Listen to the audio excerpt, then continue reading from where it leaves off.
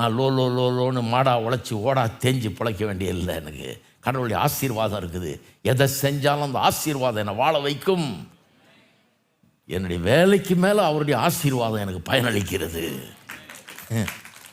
எனக்கு வேலை செஞ்சு நான் சம்பாதிச்சதை காட்டிலும் அவருடைய ஆசீர்வாதத்தினால எனக்கு உண்டாகிறது ஏராளமாக இருக்கிறது. அதுதான் கிறிஸ்தவன். இதை யோசித்து பார்க்குறதுக்கு இந்த ஒரு நாள் வேணாமா? ஞாயிற்றுக்கிழமை நமக்கு. அதனால தான் இந்த நாள் என்ன பண்ணார், ஒரு கனி தரும் நாளாக. இது ரொம்ப பிரயோஜனமான நாள் பாருங்கள். இந்த ஒரு நாளை வாரத்தில் எடுத்து வைக்கிறது, இது ஒரு நன்மை. ஓய்வு நாளை பற்றிய போதனை இல்லை, இது ஒரு முக்கியமான ஒரு காரியம். இது ஒரு பெரிய நன்மை நமக்கு கொடுத்துருக்கிறார் கர்த்தர். இந்த ஒரு நாளுக்காக கர்த்தருக்கு ஸ்தோத்திரம். இந்த ஒரு நாள் நமக்கு வாழ்க்கைக்கே பலன் அளிக்கிறது, ஒரு புத்துணர்ச்சியை ஊட்டுகிறது, தெம்பை கொடுக்குது, நமக்கு ஃபோக்கஸை கொடுக்குது.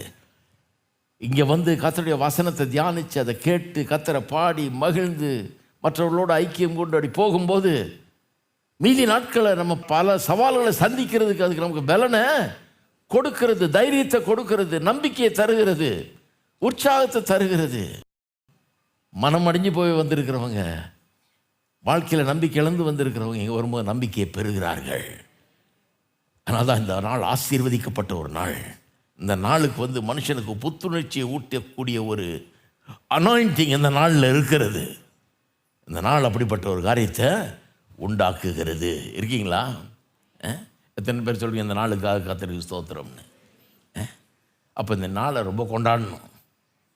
அதுக்கு தான் இவ்வளோ கொண்டாட்டம். எதுக்கு இவ்வளோ கொண்டாட்டம்? கர்த்தர் எவ்வளோ பெரியவர், எவ்வளோ நல்லவர், இதை நினச்சி பார்க்குறோம், கொண்டாடுறோம். என் பிரச்சனையெல்லாம் ஒன்றும் கிடையாது. என் பிரச்சனையெல்லாம் காட்டிலும் கர்த்தர் கோடி மடங்கு பெரியவராக இருக்கிறார். ஆமென். நான் சந்திக்கிற சவால்கள் இந்த தேவையெல்லாம் ஒன்றும் கிடையாது. கர்த்தர் பெரியவராய் நல்லவராய் அவர் இருக்கிறார். இதை கொண்டாட வேணாமா? அதுக்கு தான் அடிமையாக இருந்த அதை நினச்சிப்பார். ஆகவே ஓய்வு நாளை அனுசரியா. ஓய்வு நாளுக்கு அதுக்கு என்ன சம்பந்தம்? இதுதான் உன்னை மீட் பண்ணி எண்ணிப்பார். எங்கே இருந்து எங்கே வந்திருக்கிற, கடவுள் ஆசீர்வச்சிருக்காருன்றதை எண்ணிப்பார் அப்படிங்கிறத சொல்கிறார். எத்தனை பேர் இதை எண்ணி பார்க்க போகிறீங்க? இந்த ஒரு நாளை கர்த்தர் வாரத்தில் ஒரு நாள் அவருக்குன்னு தர சொல்கிறார். அவரை தியானிக்கிறதுக்கு, அவரை கவனிக்கிறதுக்கு, அவருடைய வார்த்தையை கவனிக்கிறதுக்கு, அவரை கொண்டாடுறதுக்கு, அவருடைய சிருஷ்டிப்பையும் அவருடைய மீட்பையும் கொண்டாடுறதுக்கு தர சொல்கிறாரு. தந்தா என்ன ஆகுமா? இந்த வசனத்தை கேட்டு இதை மனசில் வச்சு இருதயத்தில் வச்சு காத்து இந்த சத்தியத்தை கண்டுபிடிச்சி இதை செய்கிறவர்களுக்கு உடலுக்கெல்லாம் ஆரோக்கியம். வேலையை கரெக்டாக செய்வோம், ஓவராக செய்ய மாட்டோம். அண்டர் ரெஸ்ட் எடுக்க மாட்டோம், ரெஸ்ட்டை குறைவாக எடுக்க மாட்டோம். கரெக்டாக எடுக்க வேண்டிய விதத்தில் எடுப்போம். அதன் மூலமாக ஆரோக்கியம் கூடும், வாழ்நாளும் கூடும். இருக்கிறீங்களா? எத்தனை நாள் வாழ்நாள் கூடணும்னு நினைக்கிறீங்க? நல்லா இருக்கணும்னு நினைக்கிறீங்க? எல்லாத்துக்கும் இதை கவனிச்சதுபடி செஞ்சாலே நடக்கும். மீட்பு, சரீர மீட்புங்கிறது ஏதோ இயேசு வரும்போது எக்காலம் துணிக்கும் போது அப்படியே நம்ம சரீரெல்லாம் அப்போ அது நடக்க போகுது. அதுக்கு முன்னாடி இப்போவே சுகம், ஆரோக்கியம், பலன், இந்த சரீர மீட்பு நமக்கு இன்றைக்கே உண்டாகிறது. வேலையை வச்சு நம்மளை கொன்னுக்கக்கூடாது, வேலையை வச்சு நம்மளை வருத்திக்கக்கூடாது. நம்ம ஆசீர்வதிக்கப்பட்டவர்கள், வேலை செய்யணும். ஆனால் வேலையே நமக்கு ஒரு பாரமாக இருக்கக்கூடாது. வேலை ஆசீர்வாதமாய் நமக்கு கர்த்தர் மாற்றி தருகிறார். இதெல்லாம் நான் போச்சிருக்கிறேன். சரி, ஸோ ஒர்க் ஸ்டைலை பார்த்துட்டோம், லைஃப் ஸ்டைலை பார்ப்போம். இப்போ லைஃப் ஸ்டைல் ரொம்ப முக்கியம் பாருங்கள். அதை பற்றி வேதம் அதிகமாக போதிக்குது. கிறிஸ்டியன் லைஃப் ஸ்டைல் எப்படி வாழ வேணும்னு வேதவாசனம் ரொம்ப போதிக்குது. நிறைய பேருக்கு அதான் நாங்கள்லாம் வாலிபல்லாக இருந்தப்போ அந்த காலத்தில் இந்த பசங்க சிகரெட்டு குடிச்சிக்கிட்டு தண்ணி அடிச்சுட்டு கிடப்பாங்க. இன்றைக்கும் பண்ணுறாங்க. ஆனால் அப்போ என்ன செய்யலாம் சொல்லுவானுங்க, என் நண்பர்கள்லாம் சொல்லுவாங்க, என்னையா அவங்க கிறிஸ்டியானிட்டி, சும்மா சிகரெட் குடிக்காதே இதே தான், இதில் என்ன இருக்குது, சும்மா ஜாலியாக நாங்கள் சிகரெட் குடிக்கிறோம், இது பண்ணாத அதை பண்ணாதேன்னு சொல்லிட்டு இருக்கிறாங்களே அப்படின்னு அவங்களுக்கு விளங்கவே மாட்டேங்குது பாருங்கள். ஒருத்தர் என்ன கேட்டான், சிகரெட் குடிக்காதே அப்படின்னு ஏதாவது வசனம் இருக்குதா, எனக்கு காமிச்சிட்டு பார்க்கலாம். சிகரெட்டுன்னு வார்த்தையே பைபிளில் இல்லை, புகை பிடிக்காது அப்படி கூட இல்லை. இதை இப்படி கேட்குறான்னு ஆளாளுக்கு ஒரு விதமாக விளக்க ஆரம்பிச்சிட்டாங்க. எனக்கு தெரிஞ்ச ஒரு இவாஞ்சலிஸ்ட் இப்படி விளக்குவார், நீ புகைப்பிடிக்க வேணும்னா கத்தர் ஒரு சிம்னி மாதிரி உனக்கு வச்சு விட்ருப்பாரு புகை விடுறதுக்கு, அப்படிலாம் ஒன்றும் வைக்கலையே. இவன் வாயாலையும் மூக்காலையும் விட்டுட்டு இருக்கிறானே, இவன் அதுக்கு தான் கொடுத்துருக்கிறாரு சிம்னின்னு நினச்சிட்டு இருக்கிறாங்க. இவனுக்கு அப்படி சொன்னால் விளங்காது. காமிச்சிரு அப்படின்றான். வசனத்தை பைபிளில் காமி. சிகரெட் குடிக்கூடாது எங்கேயா அது இருக்குதா? அதாவது அவன் சொல்கிறத பார்த்தீங்கன்னா இப்போ காமிச்சிட்டா உடனே நிறுத்திடுவேன்ற மாதிரி காமிக்கிறான். நான் சொன்னேன்ப்பா, நீ பைபிளை படிக்கவே மாட்டேன்னு ஆண்டவருக்கு தெரியும். அதனால தான் ஆண்டவர் கவர்மெண்ட்டோட ஒழுங்கு பண்ணி சிகரெட் டப்பாலேயே போட்டு வச்சுட்டாரு. புகைப்பிடிப்பது உடலுக்கு கேடுன்னு. நான் அந்த இன்னும் கொஞ்சம் அழுத்தமாக போட்டிருப்பேன், இதை பிடிச்சின்னா சீக்கிரம் சாவுன்னு. அதுதான் அர்த்தம். அதனுடைய அர்த்தம். இன்றைக்கி எங்கேயாவது உலகத்தில் போய் நீங்கள் சிகரெட் பிடிச்சி பாருங்கள், உங்களை தூரமாக்கிடுவாங்க. இப்போ அந்த ரூம் இப்போ இங்கே வராதுன்றவாங்க. ஏர்போர்ட்டில் எங்கேயும் போக பிடிக்கவே முடியாது. இப்போ போக பிடிக்கிறவங்க வந்து ஒரு நோயாளி மாதிரி, ஒரு வேண்டாதவங்க மாதிரி தள்ளப்படுறான். அந்த மாதிரி ஆயிடுச்சு. முன்னே சிகரெட் பிடிச்சி ஸ்டைலாக வருவானுங்க குடிச்சிக்கிட்டு. இப்போ ஓரமாக போய் ஒளிஞ்சிருந்தான் குடிக்கணும் எல்லாருமே. அந்த மாதிரி ஆகிப்போச்சு. அதனால் இப்போ யாரும் குடிக்கிறது இல்லை, எல்லாருக்கும் விளங்கி போச்சு. சிகரெட் டப்பாவில் போட்டே முடிச்சிட்டாங்க கதையை. குடிக்கிறவங்களும் தான். ஒருத்தர் எனக்கு சொல்கிறான் பாருங்கள், இயேசுநாதர் தண்ணீரை திராட்சரசமாக்குனார். இருக்கிற வசனத்தெல்லாம் விட்டுட்டு எங்கே போயிட்டான் பாருங்க. அண்டாவாக ஆக்கி கொடுத்தாராகும், எவ்வளோ வேணால் மொண்டு குடின்னு. அது உனக்கு தெரியுமா? நான் வாசிக்கிறேன் பாருங்கள், இயேசுநாதர் என்ன சொல்லியிருக்காரு, ஆண்டவர் என்ன சொல்லியிருக்காருன்னு. நீதிமொழியில் 20ஆம் அதிகாரம் 1ஆம் வசனம் சொல்லுது. இது ஏன் கண்ணில் போட மாட்டேன்னு தெரியல. திராட்சரசம் பரியாசம் செய்யும். நீங்கள் குடிச்சு பாருங்கள், அது வந்து உங்களை 4 பேர்த்து பார்த்து சிரிக்கிற மாதிரி கொண்டாந்துடும். மதுபானம் அமளி பண்ணும், வம்புழுக்கும், சண்டை போட வைக்கும். அதனால் மயங்குகிற ஒருவனும் ஞானவான் அல்ல. புத்தியே இல்லாத ஆள் தான் இதில் போய் இருப்பான், இதை போய் குடிச்சிட்டு கிடப்பான் அப்படிங்கிற மாதிரி வேதவசனம் சொல்லுது. சுத்தமாக புத்தியே இல்லைன்னா தான் பண்ணிகிட்ருப்பான். 23ஆம் அதிகாரம் 19ஆம் வசனம், என் மகனே பாருங்க, அதே மாதிரி நீதிமொழியில் 4 வாஸ்தா மாதிரியே தான். என் மகனே, நீ செவி கொடுத்து ஞானம் அடைந்து உன் இருதயத்தை நல்வழியில் நடத்து. நீ நல்லா இருக்கணுமா? ஞானம் வேணுமா? உனக்கு வாழ்க்கையில் சக்ஸஸ் வேணுமா? அதுதான் ஞானம். மதுவான பிரியரும் மாம்ச பெருந்தினிக்காரரையும் சேராதே, குடியனும் போஜன பிரியனும் தரித்திரராவார்கள், தூக்கம் கந்தைகளை உடுத்துவிக்கும். இந்த குடியை பற்றி நிறைய ஸ்டாட்டிஸ்டிக்ஸ் இருக்குது. இப்போ அமெரிக்காலாம் நிறைய எல்லாத்துக்கும் ஸ்டாட்டிஸ்டிக்ஸ் வச்சுருக்காங்க விவரமாக. கார் ஆக்சிடென்ட்ஸ் நடக்கிற கார் ஆக்சிடென்ட்ஸில் 64% குடி போதையினால் நடக்குதுன்றாங்க. கொலை, அமெரிக்காவில் நடக்கிற கொலைகளில் 53% குடிபோதையினால் நடக்குதுன்றாங்க. 57% பாலியல் குற்றங்கள் குடிபோதையினால் நடக்குதுன்றாங்க. 47% திருட்டு குடிபோதையினால் நடக்குது.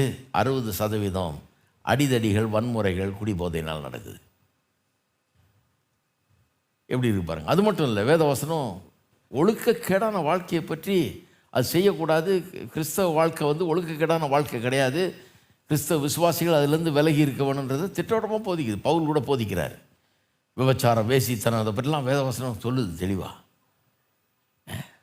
ஆனால் இன்றைக்கி பாருங்கள், உலகத்தில் அதை அதை இப்போ வாய் திறந்தீங்கனால, உலகத்தில் எங்கே போய் நீங்கள் வாய் திறந்தீங்களா, இது என்னங்க இந்த பழைய காலத்து இதை சொல்லிட்டு இருக்கிறீங்க, எல்லாரும் பண்ணுறாங்க, இதெல்லாம் என்ன, இதெல்லாம் சர்வசாதாரணமாக எடுத்துக்கணுமாக்கும், இதெல்லாம் ஒன்றும் தப்பே கிடையாதாக்கும், இதெல்லாம் வாழ்க்கையில் நடக்கிறது தான், மனுஷன்னா இதெல்லாம் இருக்க தான் செய்யும் அப்படிங்கிறான். இம்மொராலிட்டியை பற்றி, ஒழுக்கக்கேடான வாழ்க்கையை பற்றி அது ரொம்ப சர்வசாதாரணமாக்கிட்டோம். மனுஷனா அப்படி தான் இருப்பான், ரொம்ப அவனை இது பண்ணக்கூடாது, இதெல்லாம் தப்பு அதெல்லாம் தப்புன்னு சொல்லிட்டு இருக்கக்கூடாது, இதெல்லாம் பழமை, இதெல்லாம் புதுமை வந்துருச்சு அப்படின்றான். இந்த புதுமை வந்து தான் என்ன ஆயிடுச்சு, இப்போ அமெரிக்கா போன்ற தேசங்கள்லாம் பார்த்திங்கன்னா பெரிய பிரச்சனை. நான் அன்றைக்கி சொன்னேன், போன வாரம் சொன்னேன், 110 மில்லியன் பீப்புள் இன்றைக்கு அமெரிக்காவில் பாலியல் சம்பந்தப்பட்ட நோய்களால் தாக்கப்பட்டிருக்கிறார்கள். பாலியல் மூலமாக, பாலியல் தொடர்புகள் மூலமாக உண்டான நோய்கள், செக்ஷுவலி டிரான்ஸ்மிட்டட் டிசீசஸ்ன்னுவாங்க. அது மட்டும் இல்லை, அதில் 50% பேர் வந்து 15லேருந்து 24 வயது நிரம்பிய வாலிபர்கள். ஆண்கள் பெண்கள் 50% பேர் இந்த நோயினால் தாக்கப்பட்டவர்கள் வாலிபர், சின்ன பசங்க, 15லேருந்து 24 வரை. இது ஒன்றும் தப்பே இல்லைன்ற மாதிரி போதிக்கிறாங்க. இது ஒன்றும் தப்பு கிடையாதுங்க. இப்போ மனுஷன்னா அப்படி அந்த ஆசைகள்லாம் இருக்கும், அப்படி தான். அதுக்கு ஒரு வாய்க்கால் வேணாமா அப்படிங்கிற மாதிரி சொல்லி விட்டுறாங்க ரொம்ப சிம்பிளாக. இது அப்படி சொல்லி தான் என்ன ஆயிடுச்சு, இப்போது இது பல்வேறு பிரச்சனைகளுக்கு வழிவகுத்துருச்சு. குழந்தை பிறக்கிறது ஒரு பெரிய பிரச்சனையாகிடுது. ஏன்னா இந்த மாதிரி ஒழுக்கக்கேடான வாழ்க்கையை அதில் கொண்டு போய் விட்டுருது நிறைய நேரத்தில்ன்றாங்க. குழந்தை பிறக்கிறது ஒரு பெரிய பிரச்சனையாகிடுது, சிக்கல் உண்டாயிடுது. அதில் அதை காட்டிலும் ஒரு பெரிய இது என்னன்னா, திருமண வாழ்க்கையே அங்கே நிலச்சி நிற்க மாட்டேங்குது. நான் படிக்கிற காலத்தில் 70ஆம் ஆண்டுகளில் நான் அமெரிக்காவில் படிக்கும்போது 4 திருமணங்களில் 3 திருமணம் டிவோர்ஸ் ஆகி கொண்டு இருந்தது. பயங்கர ரேட்டு அது. அதாவது திருமணம் பண்ணிங்கன்னா கண்டிப்பாக டிவோர்ஸ் ஆக போகுதுன்னு அர்த்தம். 4 பேரில் 3 பேர் டிவோர்ஸ் பண்ணுறான்னா, அப்போ நீங்கள் அந்த 4ல் டிவோர்ஸ் ஆகாத ஒரு ஆளாக இருக்கிறது எங்கே, எப்படி சொல்கிறது? நான் தான் சொல்லுவேன் அவங்கள்ட்ட, குதிரை பந்தயத்தில் பெட் பண்ணுறவங்க கூட இதில் போய் விட மாட்டானு. கல்யாணமே வேணாம், சாமியாரை போயிடலான்னு போயிட வேண்டியதுதான். கல்யாணம் ஒர்க் அவுட்டே ஆகாது. அப்படி ஆகிப்போச்சு பாருங்கள், ஒர்க் அவுட்டே ஆகாது. அங்கே நான் இருக்கும்போதே அப்படி ஆயிடுச்சு பாருங்கள். 30 வருஷம் 40 வருஷம் ஒரே பெண்ணோட இல்லை ஒரே ஆணோட வாழ்கிறவங்கள பார்த்தா இனிமேல் தான் மியூசியத்தில் வச்சுருவாங்க போல இருக்கு. அவங்கள எல்லோரும் வந்து பார்த்துட்டு போகிற மாதிரி அந்த மாதிரி ஆக்கிடுவாங்கன்னு நினைக்கிறேன். ஏன்னா அவங்களுக்கு அது ஆச்சரியமாக இருக்குது. இந்த ஒரே ஆளோட இத்தனை வருஷம் வாழ்ந்தீர்களா, ஒரு ஃபோட்டோ எடுத்துக்கிறவங்களோட அப்படின்றான் அவன். என்ன யாருக்கிட்ட ஃபோட்டோ எடுக்கிறது ஒரு இது இல்லையா? ஏன்னா அங்கெல்லாம் 4 வருஷம் 5 வருஷத்துக்கு தேர மாட்டேது. சிலதெல்லாம் அட்வர்டைஸ்மெண்ட் பார்ப்பீங்க நியூஸ் பேப்பரில், சேம் டே டிவோர்ஸ், காலையில் கல்யாணம் சாயந்தரம் டிவோர்ஸு, $90 தான், குயிக்காக முடிஞ்சிடும் கதை அப்படிங்கிறான். எப்படி இருக்குது பாருங்க கதை. திருமண வாழ்க்கையை வெற்றி பெறும். ஏன் வெற்றி பெற முடியல? ஏன் திருமண வாழ்க்கையில் அவ்வளோ பெரிய பிரச்சனை? அங்கே இங்கேயும் அப்படி ஆகி போச்சு பாருங்கள். இங்கேயும் வந்து இன்றைக்கி கவனிச்சிங்கன்னா டிவோர்ஸ் நிறைய ஆகுது. ஏன் தெரியுமா? இந்த ஒழுக்கக்கேடுன்ற அந்த முறை வந்துருச்சு. எல்லாருமே அதை ஏற்றுக்கொள்ள ஆரம்பிச்சிடறாங்க. ஓகே பரவாயில்ல, எப்படி வேணால் வாழ்ந்துக்கலாம் அப்படிங்கிற மாதிரி போயிடுறாங்க. அப்படி போகும்போது கல்யாணம் ஆன பிறகு புருஷனும் பொண்டாட்டியும் ஒருத்தர் சந்தேகப்படுறத யாராலையும் தடுத்து நிறுத்தவே முடியாது. இந்த சந்தேக பேய்ன்றது ஜபத்தினாலும் உபவாசத்தினாலும் கூட போகாத பேய். அது பயங்கரமான பேய் அது. ஏன்னா சந்தேக பேய் இருக்கிற ஆளுகள்கிட்ட நீங்கள் பேசி பாருங்கள், நீங்கள் என்ன சொன்னீங்கனாலும் அவங்க மனசில் ஆறுதல் அடையாது. நீங்கள் எவ்வளோ சொல்லி எவ்வளோ ஜெபம் பண்ணி நீங்கள் அனுப்பிச்சிங்கன்னா கூட அவங்க அதே தான் யோசிச்சுட்டு இருப்பாங்க. இவன் எங்கே போயிட்டு வந்திருக்கிறான், இவன் என்ன பண்ணுறான்ட்டு புருஷனை அப்படி தான் யோசிப்பாங்க, அவன் மனைவி அப்படி தான் யோசிப்பான். ஏன்னா அப்படி வாழ்ந்துட்டதுனால அவங்களும் இப்படி தான் இருப்பாங்கன்னு இவன் நினைக்கிறான், இவனும் இப்படி இருப்பான்னா அவங்க நினைக்கிறாங்க. அந்த மாதிரி அது அப்படி ஆயிடுது. அதை வந்து மனசுலேருந்து விளக்கவே முடியாது. அதை விளக்கணும்னா இயேசுவின் ரத்தத்தால் கழுவப்படணும், ஒரு பெரிய அற்புதம் தான் நடக்கணும். வேறு எந்த விதத்தில் இது நடக்கவே நடக்காது. வாழ்க்கையில் நிம்மதியே வராது. திருமண வாழ்க்கையில் வெற்றி வர்றதே ரொம்ப கஷ்டமாயிடுது. ஏன்னா அதனுடைய அடிப்படை இது அப்படின்றாங்க. முக்கிய காரணம் என்னென்னா, இந்த ஒழுக்கக்கேடான வாழ்க்கையில் வாழ்ந்துட்டு அப்புறம் போய் திருமணம் பண்ணும்போது சமாதானமாகவே இருக்க முடியாது. ஏன்னா அந்த பழைய வாழ்க்கை வந்து இவனை சந்தேகப்பட வைக்கும், இவளை சந்தேகப்பட வைக்கும். தான் இப்படி வாழ்க்கையை கெட்டு போகுது.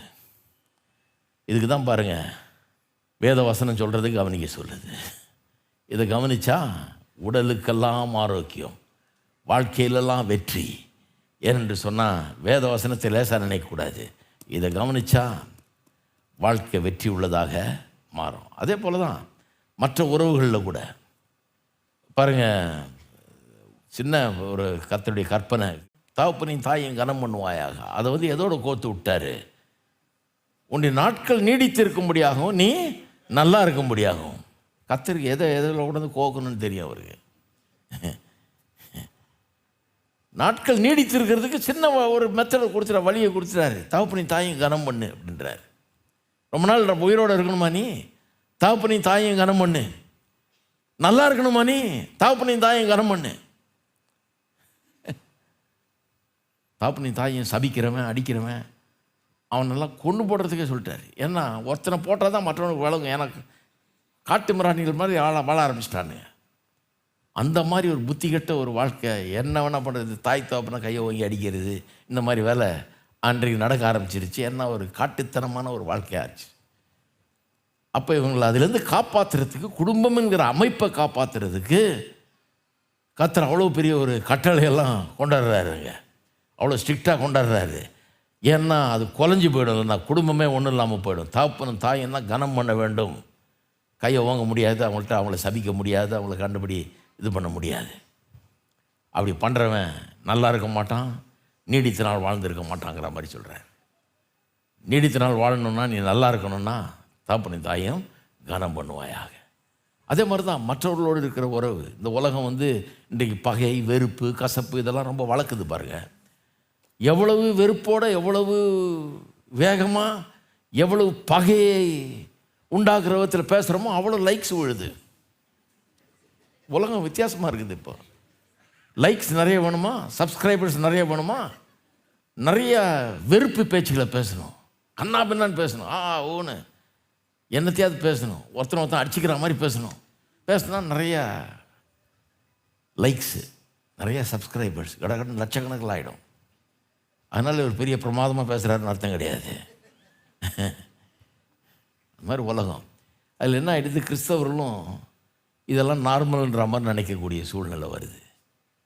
ஆனால் வேத வசனம் என்ன அழகாக போதிக்குது பாருங்கள். ரோமர் 12ஆம் அதிகாரத்தை வாசித்து பாருங்கள், 1 கொரிந்தியர் 13ஆம் அதிகாரத்தை வாசித்து பாருங்கள். தேவனாகிய கர்த்தனை உன் முழு மனதோடும், முழு ஆத்மாவோடும், முழு பலத்தோடும், முழு ஹிருதயத்தோடு அன்பு கூறுவாயான்னு சொல்லி, உன்னை அன்பு கூறுவது போல அயலகத்தானையும் அப்படியே அன்பு கூறுவாயாக அப்படின்னு சொல்லியிருக்குது. மற்றவர்கள் மேலே இருக்கிற அந்த கசப்பு, காழ்ப்புணர்ச்சி, இதையெல்லாம் கிறிஸ்தவர்கள் தூக்கி எறிஞ்சோம்னா, அதையெல்லாம் விட்டு விலகி இந்த கசப்பு, வெறுப்பு, இந்த பகை, வெறி இதெல்லாம் வாழ்க்கையில் அகற்றணும்னா உடலுக்கெல்லாம் ஆரோக்கியம். வேத வசனம் செய்கிறது சொன்னால் உடலுக்கெல்லாம் ஆரோக்கியம். அதுவே பாருங்கள், ஒரு சிம்பிள் மெத்தடு. உடனே நல்லா சுகமாகும், உடனே நல்ல வாழ்வு உண்டாகும். தான் அல்சருக்கு டாக்டர்கிட்ட போனீங்கன்னா டாக்டர் சொல்லுவார், இது சாப்பிடாதா, இது சாப்பிடாதே, இது நல்லதில்லை, அது நல்லதில்லை, காரமாக சாப்பிடாதே, சாப்பிடாது. அதான் ஒருத்தர் சொல்கிறாரு, most of the ulcers are not about what you eat, it's about what's eating you. சொல்கிறாரு, முக்கால்வாசி அல்சர் நீ என்ன சாப்பிட்டேங்கிறத பொறுத்து வர்றதில்ல, உன்னை எது தின்னுக்கிட்டு இருக்குது.